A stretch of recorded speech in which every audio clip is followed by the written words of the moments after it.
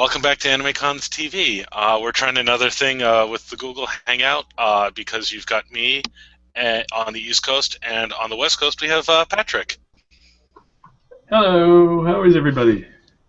All right. And one of the reasons we're deciding to do this version of the podcast is one of the topics we've been getting kind of a lot of people to kind of nudge us to bring onto the podcast is what it's like being a convention staffer, kind of some of the stuff behind the scenes and things like that. And both Patrick and I have done some convention work. I've been with Anime Boston pretty much since the beginning. I was a volunteer the first year and have been on staff every year since then. And Patrick, you've got quite the list of cons that you've helped on staff for. Yeah, the first one I staffed was the Mystery Science Theater 3000 Convention Con Expo Festorama 2 Electric Boogaloo. That was the second MST3K con in '96, and I watched over their museum, so that was cool. And that kind of got me started, but then I was a volunteer, sort of, at MikaCon. I went to all their staff meetings, and I was kind of staff, but technically volunteer.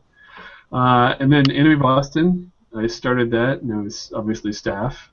And PortCon Maine, I've staffed, and Providence Anime Conference, I founded and staffed. Yeah, I was on that for that year too. It was epic. Yeah, so it was a very special event, and which kind of bleeds into kind of the one thing we both say we've volunteered and staff. Kind of, I mean, granted, every convention's a little different. But I think sometimes the difference between volunteering and staffing kind of confuses a lot of people who aren't really sure. And I think the best way to really kind of explain it for most people is staff is a job that you are probably doing work year-round. And if not year-round, at least you are committed a lot more during the con. You're expected to be there for load-in, arrival, and also load-out. Whereas volunteer, you just kind of show up, and they put you to work wherever they need you. I think that's kind of the best way to differentiate the two. Volunteer is sort of a gopher. Yeah. Yeah, go for this, go for that. Yeah, then that's exactly what they call them at Otakon. They call them the gophers. So, and that is, for a lot of people, a good way to test whether or not they want to be full-time convention staff or not, just kind of get their feet wet. And it is a good way to check out a lot of the convention, especially as a gopher. You're going to see all sorts of different angles of the convention, whereas on staff you tend to be a little more specialized. Right, yeah. On staff you have a specific role that you know going in, whereas a gopher, you could be doing anything. You could be helping out checking badges, or you might just go on a food run. Who knows? Yeah, but I mean, they both have their benefits. Personally, I recommend anyone, if you have a good time being a volunteer or a gopher, look at the next level. I mean, usually volunteers also allow a younger group, whereas staff, they usually require someone who's at least 18 years old to join before things. So that's one little difference too. All right. And of course, the big question a lot of people ask is, what are some of the challenges people face? What are some of the things? And I mean, Patrick, you've been a con chair, and I've been in some more involved roles for Anime Boston as well, and it can get crazy. You definitely have to have stress management. Yeah, and when I was vice chair for Anime Boston, we were just starting it. There was so much work and so much stress trying to make sure that everything got done and everything was right. And as chair, it became even more so because everybody's asking me questions. What should we do about this? What should we do about that? And it got so that I didn't have very much personal time left, and even my real job, my 9-to-5 job, was suffering because I was at work doing convention stuff. And but Yeah, it just takes up a lot of time. And I think a lot of people that start conventions and haven't staffed have no idea what they're in for when they start it. Oh, absolutely, especially higher positions like the organizer and things like that. A lot of times I tell people the amount of work I do. The position I was for the longest, for a really long time at Anime Boston was the facilities liaison, facilities manager. They kind of changed the title around a lot, but that was something where I was usually sending emails during the workday. I would have to go to the convention site, either the Heinz Convention Center or the Sheraton Hotel, and meet with people, go over contracts, go over our plans, and things like that. And you know, most staff positions, these aren't paid positions. These are things that we are doing because it's fun to us, even though it sometimes doesn't sound like it. Yeah. No, I remember when I was starting Anime Boston and I was busy doing staff stuff. My father would, I'd go visit my parents, and my father would see me doing all this stuff, and he's saying, "You don't get paid for this? Are you sure there's no way you can make money off of this?" Yeah, Like, I no, mean, it's a volunteer thing. I'm staff, but it's still all volunteer. yep. And I've definitely gotten that. I mean, I've gone to some meetings with our representatives from the facilities, and they know how much work I'm doing because I'm in constant communication with them. And some of them, when you tell them for the first time that no, this is a volunteer position, this is not, I'm not making a paycheck, they either give you that look of a lot of respect because they know what you're doing, or they look at you like you're completely crazy, which may or may not be true. Yeah. um, and another thing is you're going to be also a lot of times arriving early, even for pretty much any position for staff, even something like say security, where you might not think you have a lot of pre-con duties, but someone's going to watch the lines for registration pickup and things like that, and you usually have a late departure because usually Sunday night you're exhausted and can't go home. Yeah, and it depends a lot on the position too. Like somebody who's security, if they're a security staff and maybe not one of the heads, they may not have anything to do before the convention. They'll just like check in and then go to work once they get to the con, and then the con's over and their job is done. But then you've got positions like guest relations who, even if they're not booking the guests months out, if they're not in charge of that, they still have to arrive early before all the guests arrive, pick them up at the airport, make sure that they're all in place and settled into the hotel. And then the con's over and everybody's celebrating, and they still have to go and entertain the guests and make sure they get to the airport. And I think probably guest relations is one of the last jobs at the convention to finish up because until the guests go home, they're still working. Yep, that's a big one. And it's funny you mentioned guest relations because I think that's one of the departments where everyone thinks, oh, all you have to do is hang out with the guests and have fun, and it's not that easy. There's a lot of things there I could never do. Yeah, if you think of it like, oh, it's not just hanging out and having fun. It's more like you're running a party. Like if you've ever planned a big party with a lot of people, you have to make sure that everybody's entertained, everybody's having a good time. So it's not just, oh, we're all going to go out and party. No, it's work. Yeah, just keeping everyone happy and sane. Yeah. And once again, it's one of those departments I know I could never do. I mean, I appreciate all of the guests and everything they've done, but it's a whole different creature. I'd rather be, kind of working on the things that are much more concrete to fix, where it's much more logistics versus keeping somebody happy. Yeah. Yeah. And there's different types of jobs all over conventions for any type of person. I mean, if somebody loves numbers, maybe they could be a treasurer. If they're a people person, maybe guests, maybe registration. Yep. Registrations. I always tell people that if they're thinking about that, kind of neat, one of the neatest parts about that job is it's the one of the few staff positions where you will see everybody that's going to the convention because they all have to go through and pick up their badge. Yeah, and for most attendees, it's the first staff they have contact with, and so you are the face of the convention, and you can kind of set the tone for their whole weekend. And also doing registration work, you also will maybe run like pre-reg events throughout the year, and that's a chance to get to meet people and kind of drum up their enthusiasm for the event as it's coming out and things like that. So I think we're talking about different positions, and this is a whole thing that we could go on for another podcast just about staff positions. Yeah. But another question we get is, what are some of the perks of the job? And that's something that varies from event to event wildly. Some, give you your hotel room. Some require you to get your own, things like that. But there are definitely perks to it. Oh yeah, and a lot of conventions will give you a badge.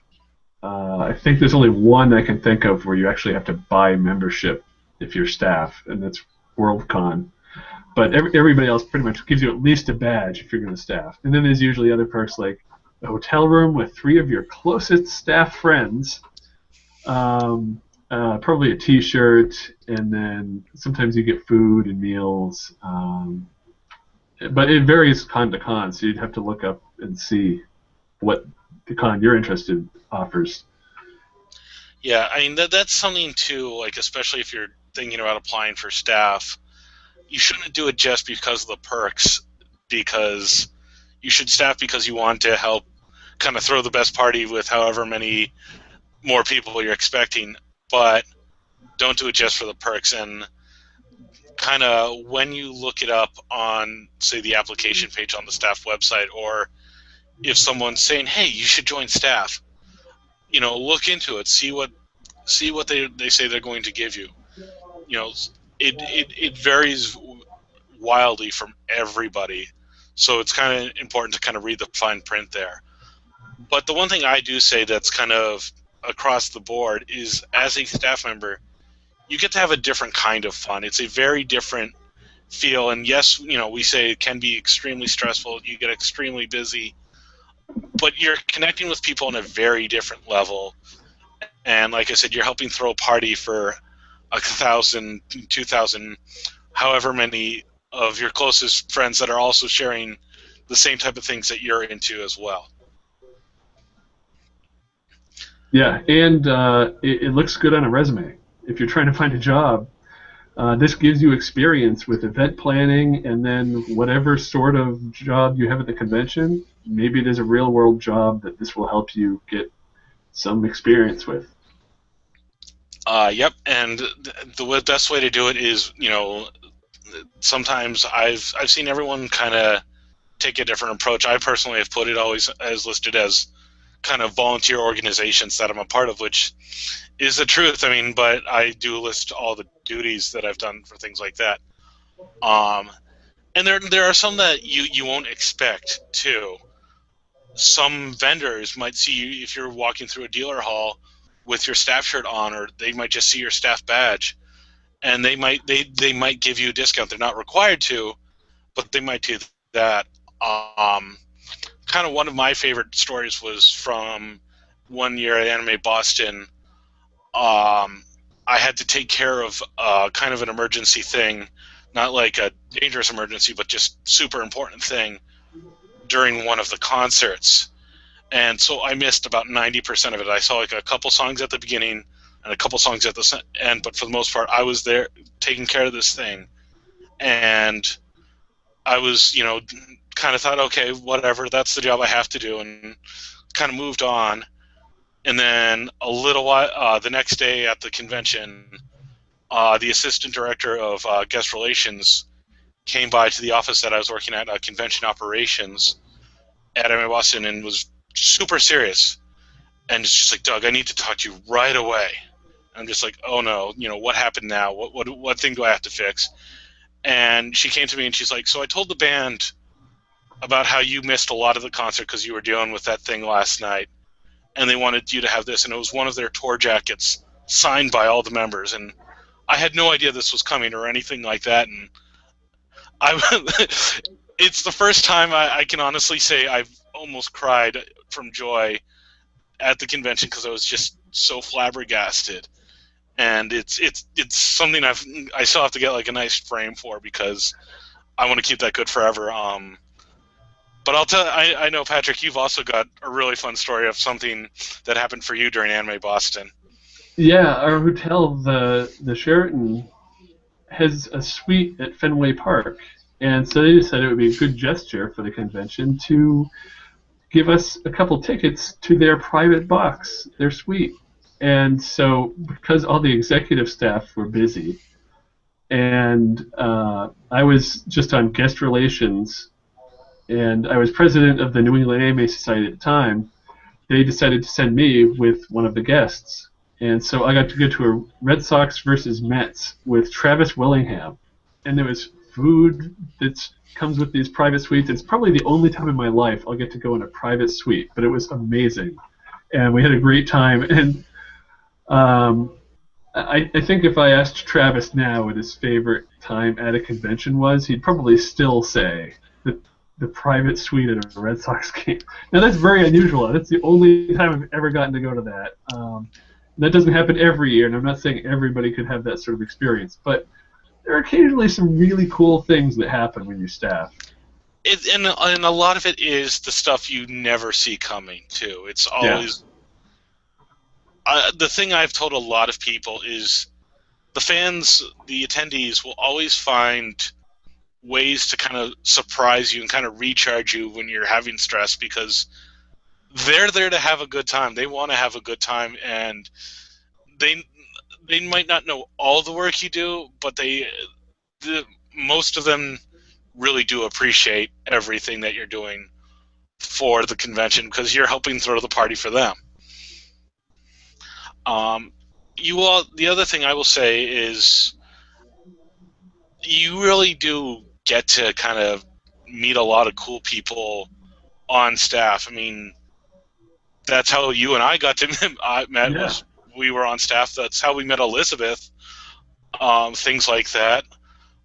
Now, one odd thing about that though is because I was the vice chair of Anime Boston and then the chair, everybody on staff knew me, but I didn't know everybody back. So a lot of people would say, "Hey, Patrick, how you doing? Oh, hey," and then like I'd run into people downtown Boston or at the mall or something, and they'd, "Hey, how you?" And I was like, "I have no idea who you are," and that still happens. And I don't know if it's do I know them from the podcast or from staffing, and you probably get that too, because Doug, he's in charge of security or facilities or.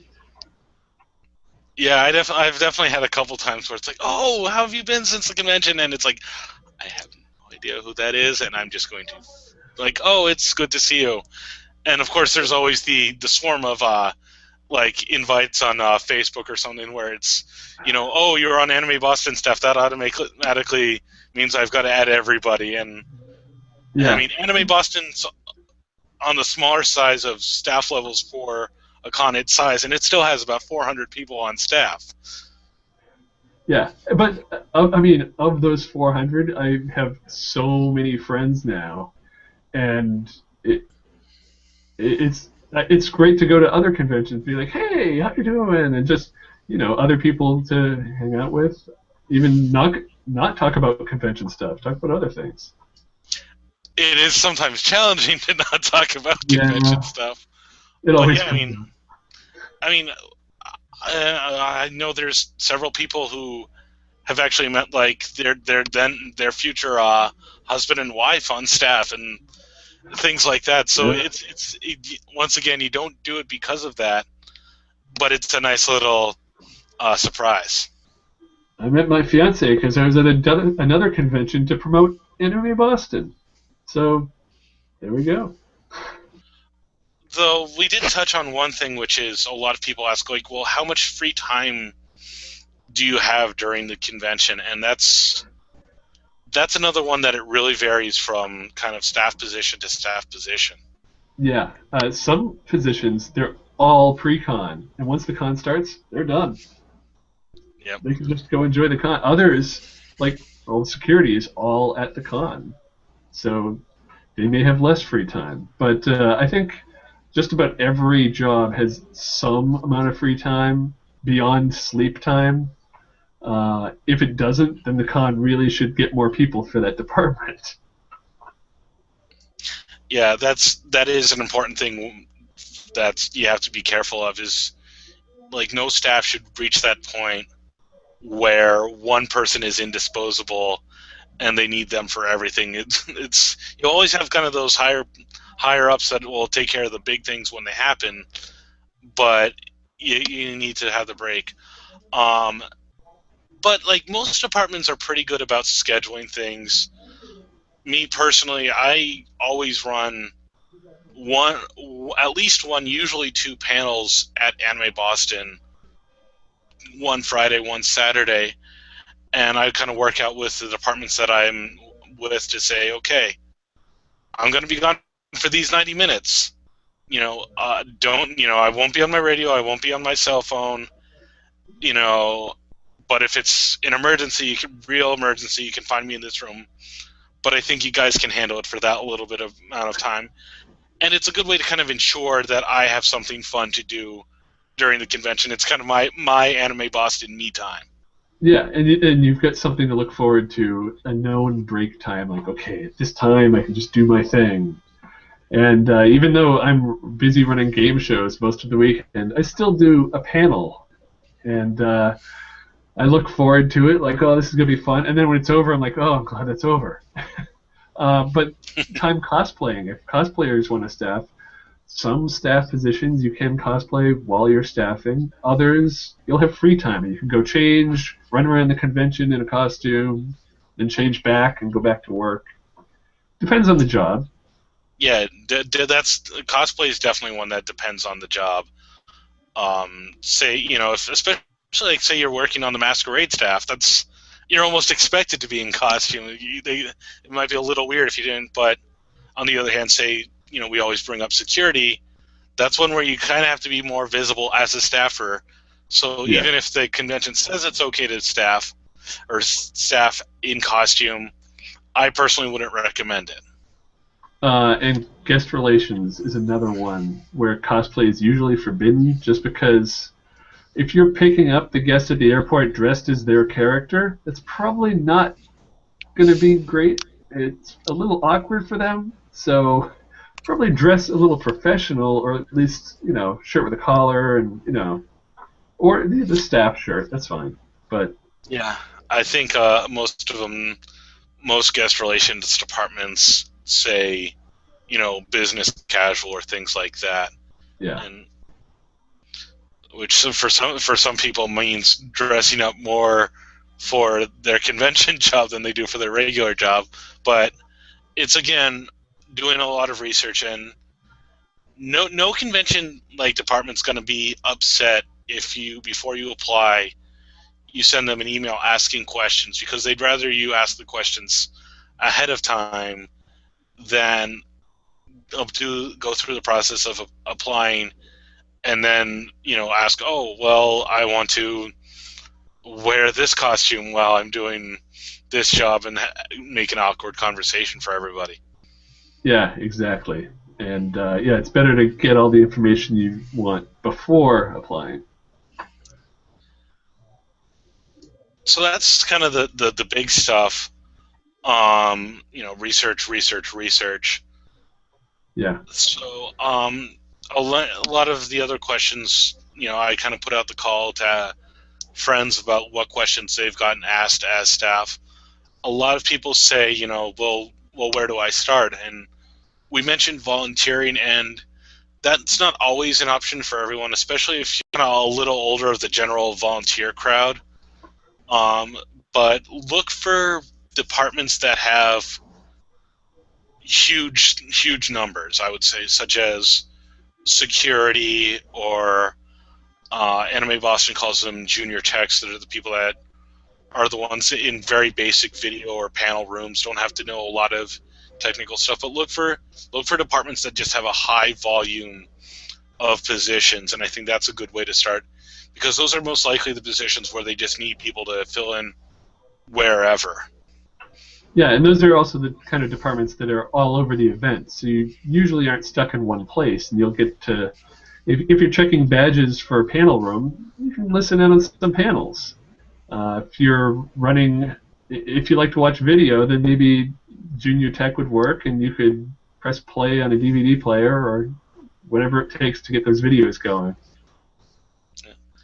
Yeah, I mean the one we will touch on. I mean, we keep harping on guest relations, but that's one that's very hard to come in cold Yeah, because that's they want the A team for that. They want to keep the guests happy, and they want to make sure people aren't going to be just kind of excited fan all over. I don't know, yeah. Chris Ayers or somebody. Fanboys need not apply. They want to make sure that everybody's professional around these guests. So usually with guest relations, they'll pick guest liaisons that are people they know. Maybe they've staffed before and they've gotten to know these people and can trust them around the guests. I mean, would you really want to take a chance on some random person and then find out they've got some mad crush on a guest and you have to keep them away from that guest all weekend? So Yeah, and it's professionalism and dependability are huge in guest relations. So if there's an opening and you do apply for it, kind of don't take it too personally. Maybe kind of ask, is there something you'd like me to improve upon, something like that, and hopefully they'll be able to respond to kind of what skill set they're looking for. Maybe that's something you can improve on in the future, but you can also say, okay, that didn't work out. What other departments does the con need? yeah, and I mean stuff like treasury, you probably aren't going to get in applying out of the blue. But once they get to know you and can trust you with the bank account, maybe they can work you in. Yeah, and that's another area where kind of references will help because, like, say, maybe they don't know you, but you've worked in a job that's has cash handling experience like that, so you could have like a manager give you a reference or things like that. And it's kind of the next one on the list of questions we're going through is what about staffing more than one convention? And I mean, I've pretty much stuck only to Anime Boston, but Patrick, you've done a couple different ones. So, what are Yeah. some things you've noticed? Well, at one point I was staffing 3 conventions at once: Anime Boston, Providence, and PortCon Maine, and I didn't want to do that again, especially because I was an executive in Providence and in Portland at PortCon Maine, and I was doing programming and guests, and it took a lot out of me, and I was like, okay, I can't do this anymore. So then I cut down to 2 cons, and then I moved to California and cut down to just 1 con. But I mean, it just compounds the stress and the time commitments. So start out staffing 1 con, and if you can handle more, maybe do another one. Especially if it's something that doesn't require a lot of pre-con work. Yeah, That's just the bigger factor is.